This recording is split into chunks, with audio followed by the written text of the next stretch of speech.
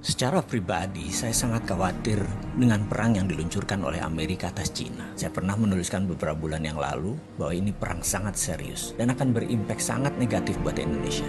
Benar loh, dan menurut saya kita belum melakukan antisipasi apapun.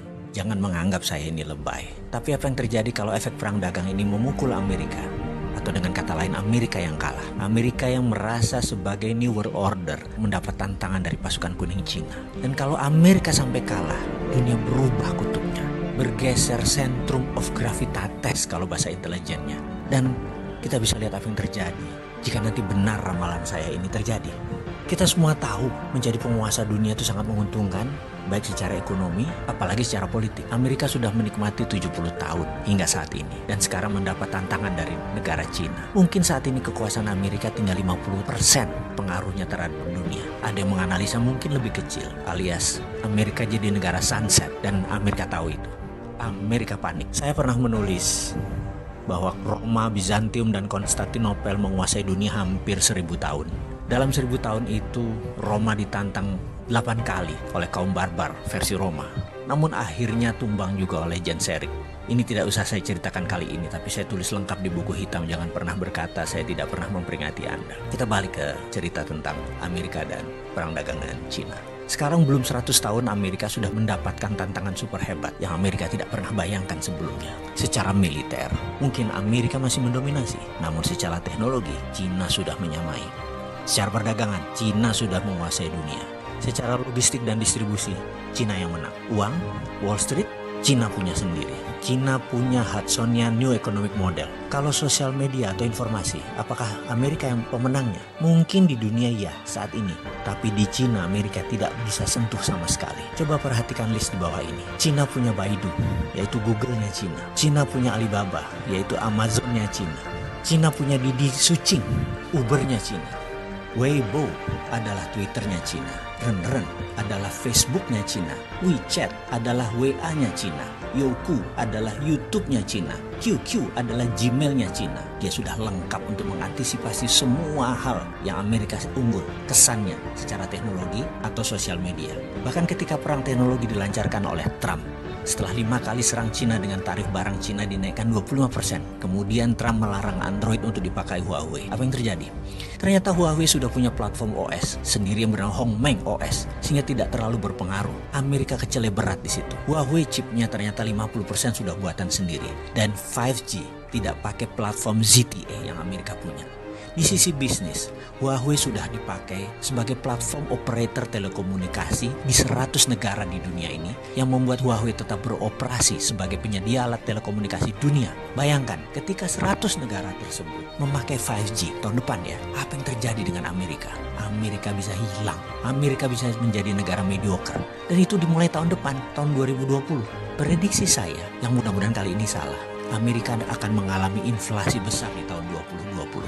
Di sisi lain, tahun itu juga tahun politik di Amerika. Trump pasti habis-habisan akan berjuang untuk jabatan kedua kalinya yang akan membuatnya semakin tidak terkendali memblok barang-barang Cina, yang akan membuat harga retail di Amerika naik 25% karena ketergantungan akan produk Cina di Amerika sudah lebih dari 40%. Efeknya, bayangkan di tahun 2021. Dunia bisa kena resesi imbas resesinya Amerika. Dan ini bisa memicu sebuah kata bijak.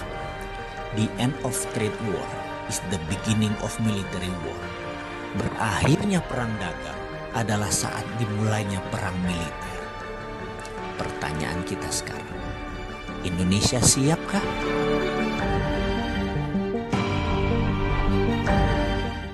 Secara pribadi, saya sangat khawatir dengan perang yang diluncurkan oleh Amerika atas Cina. Saya pernah menuliskan beberapa bulan yang lalu bahwa ini perang sangat serius dan akan berimpak sangat negatif buat Indonesia. Benar loh, dan menurut saya kita belum melakukan antisipasi apapun. Jangan menganggap saya ini lebay. Tapi apa yang terjadi kalau efek perang dagang ini memukul Amerika?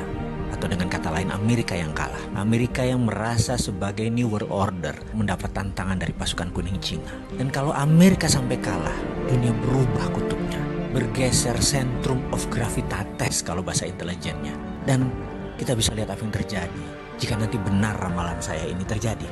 Kita semua tahu menjadi penguasa dunia itu sangat menguntungkan, baik secara ekonomi, apalagi secara politik. Amerika sudah menikmati 70 tahun hingga saat ini, dan sekarang mendapat tantangan dari negara Cina. Mungkin saat ini kekuasaan Amerika tinggal 50% pengaruhnya terhadap dunia. Ada yang menganalisa mungkin lebih kecil, alias Amerika jadi negara sunset, dan Amerika tahu itu. Amerika panik. Saya pernah menulis bahwa Roma, Bizantium, dan Konstantinopel menguasai dunia hampir 1000 tahun. Dalam 1000 tahun itu, Roma ditantang 8 kali oleh kaum barbar versi Roma. Namun akhirnya tumbang juga oleh Genseric. Ini tidak usah saya ceritakan kali ini, tapi saya tulis lengkap di buku hitam. Jangan pernah berkata saya tidak pernah memperingati Anda. Kita balik ke cerita tentang Amerika dan perang dagang dengan Cina. Sekarang belum 100 tahun Amerika sudah mendapatkan tantangan super hebat yang Amerika tidak pernah bayangkan sebelumnya. Secara militer, mungkin Amerika masih mendominasi, namun secara teknologi, Cina sudah menyamai.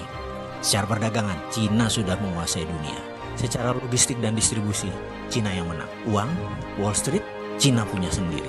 Cina punya Hudsonian New Economic Model. Kalau sosial media atau informasi, apakah Amerika yang pemenangnya? Mungkin di dunia ya saat ini. Tapi di Cina, Amerika tidak bisa sentuh sama sekali. Coba perhatikan list di bawah ini. Cina punya Baidu, yaitu Google-nya Cina. Cina punya Alibaba, yaitu Amazon-nya Cina. Cina punya Didi Sucing, Uber-nya Cina. Weibo adalah Twitter-nya Cina. Renren adalah Facebook-nya Cina. WeChat adalah WA-nya Cina. Youku adalah YouTube-nya Cina. QQ adalah Gmail-nya Cina. Dia sudah lengkap untuk mengantisipasi semua hal yang Amerika unggul kesannya secara teknologi atau sosial media. Bahkan ketika perang teknologi dilancarkan oleh Trump, setelah 5 kali serang Cina dengan tarif barang Cina dinaikkan 25%. Kemudian Trump melarang Android untuk dipakai Huawei. Apa yang terjadi? Ternyata Huawei sudah punya platform OS sendiri yang bernama Hongmeng OS, sehingga tidak terlalu berpengaruh. Amerika kecele berat di situ. Huawei chipnya ternyata 50% sudah buatan sendiri. Dan 5G tidak pakai platform ZTE yang Amerika punya. Di sisi bisnis, Huawei sudah dipakai sebagai platform operator telekomunikasi di 100 negara di dunia ini, yang membuat Huawei tetap beroperasi sebagai penyedia alat telekomunikasi dunia. Bayangkan, ketika 100 negara tersebut memakai 5G tahun depan ya, apa yang terjadi dengan Amerika? Amerika bisa hilang. Amerika bisa menjadi negara mediocre. Dan itu dimulai tahun depan, tahun 2020. Prediksi saya, yang mudah-mudahan kali ini salah, Amerika akan mengalami inflasi besar di tahun 2020. Di sisi lain, tahun itu juga tahun politik di Amerika. Trump pasti habis-habisan akan berjuang untuk jabatan kedua kalinya, yang akan membuatnya semakin tidak terkendali memblok barang-barang Cina, yang akan membuat harga retail, harga di Amerika naik 20%, karena ketergantungan akan produk Cina di Amerika sudah lebih dari 40%. Efeknya, bayangkan di tahun 2021, dunia bisa kena resesi imbas resesinya Amerika. Dan ini bisa memicu sebuah kata bijak. The end of trade war is the beginning of military war. Berakhirnya perang dagang adalah saat dimulainya perang militer.